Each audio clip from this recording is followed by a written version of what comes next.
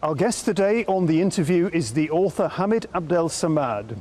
He's one of Germany's fiercest critics of Islam, and he says too that Chancellor Merkel has got it wrong when she says that Islam belongs to Germany.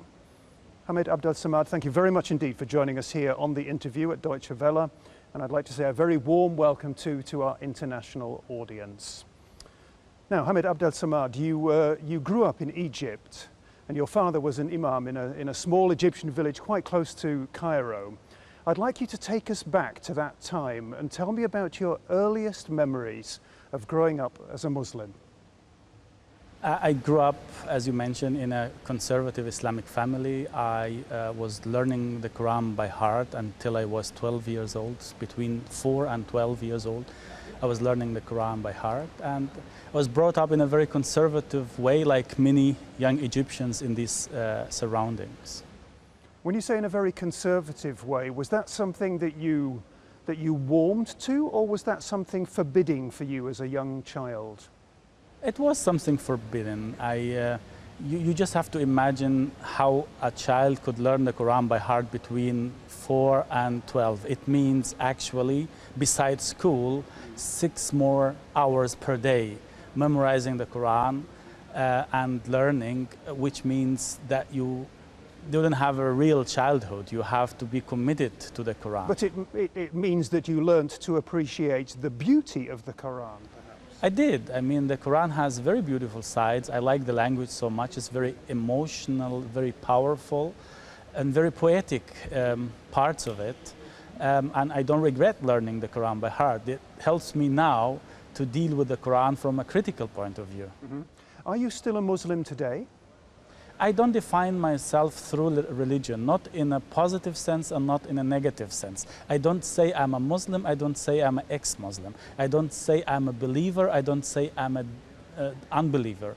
I'm a human being, and I want to push that first.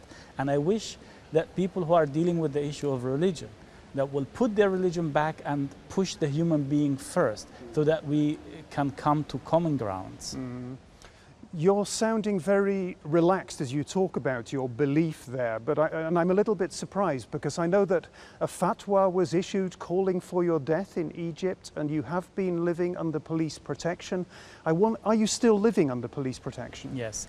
I mean, I have to be relaxed, otherwise I cannot work, I cannot think, I cannot write. I know that there are plenty of crazy people out there who maybe want to see me dead. But I try to imagine the world to be a rational world, and I try to address... But it's not a rational world. It's not, but as a writer, I have to take care. If I will allow fear to come in, I have to modify every sentence I write. And I live from the freedom. I left Egypt to live in freedom. I left Egypt to say what I think freely. And I don't want those powers from the Middle Ages to hunt me, even in Europe or the United States, and try to silence me. I refuse this logic. Therefore, I try to act naive and think that everyone is rational, and I'm writing these books to rational people.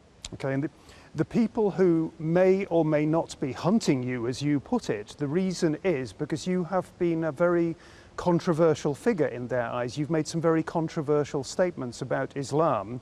You've written a number of books about Islam. The latest, which is now being published, is called, it's difficult to translate the German title, but I'm going to say The Case Against Muhammad.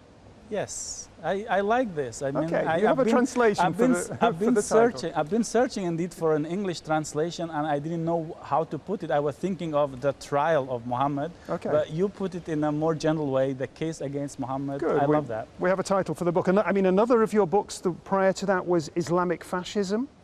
That's very emotive. You will understand that, yeah? What exactly is the problem that you have with Muhammad? Is it that he was a man of religion and a warrior? The problem, I don't have a personal problem with Muhammad. The problem You've written a whole book about your problem with Muhammad. Yes. The problem with Muhammad is the position of Muhammad in our today's life, in the 21st century. I don't criticize only what he did back 14 centuries ago, but his influence over millions, hundreds of millions of Muslims today worldwide. In today's world. Today's world. You He's a have role model. you have said Muhammad cannot set any kind of moral example for the 21st century. He cannot. He cannot. A person who was waging wars, who was living from waging wars. Muhammad, as he started to be a prophet, since he started to say that he's a prophet, didn't have a job.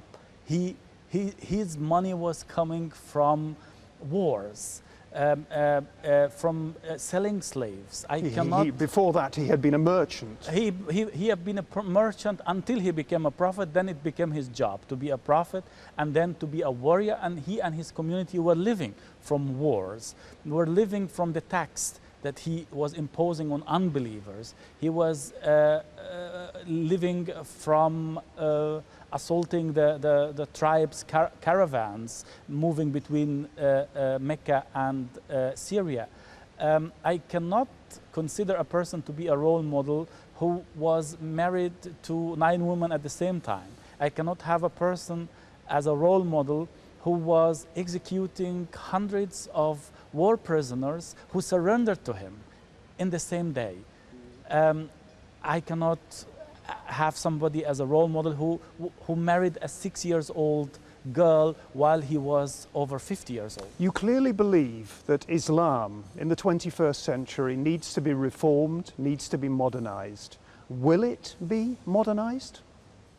I don't believe Islam can reform itself. I don't believe in the reformability of Islam. I believe in the reformability of the thinking of Muslims. That's how it is. You cannot screw the Quran until it will fit to our time, but you can convince people that these verses of the Quran, the good ones and the bad ones, are to be read in the context of the 7th century. Before doing that, we have to forget the idea that Quran is the last word of God sent to the human beings. This is the serious problem of the Quran, not what is written in the Quran, but the position of the Quran in our today's society. Just like Muhammad, is not what he said or did back then, but the power he is having today as a role model. And if we can put those 2 things aside, Muhammad and the Quran, to bury them back into the age they belong to, then we can talk about the reformability of thinking. Then we can interpret the verses in a modern way. But as long as they are from God, who am I, who are you, to come and screw and correct God? This is the big question. Of course, for many people, many Muslims around the world, for millions and millions of Muslims, Muhammad is a role model in the 21st century. And included in that number are the many millions of Muslims living here in Germany. Angela Merkel at the beginning of the year came out and made a statement. She said, Islam belongs to Germany. And you came out in response to that and you said, Frau Merkel, you've got it wrong. I mean, Angela Merkel, all she was doing was saying to Muslims in Germany, you are part of our society, you are welcome in this society with your religion. What's wrong with that? It wouldn't have been wrong if she said Muslims are part of Germany. I'm a Democrat and I believe in the freedom of belief. Everyone can practice his religion the way he wishes, but there is a problem when you identify Muslims with Islam one-to-one. Because when Frau Merkel is saying Islam is a part of Germany, so is Sharia, or can Sharia be a part of Germany? Sharia is a part of Islam. Muhammad is the core of Islam. Is Muhammad part of Germany after all what we know about him? His wars, the way he was dealing with women, and the way he was dealing with unbelievers. Of course, all these things that you talk about Islam as though it's an anachronism, a thing of history. But these kind of quibbles, I might say, they would apply to other religions as well.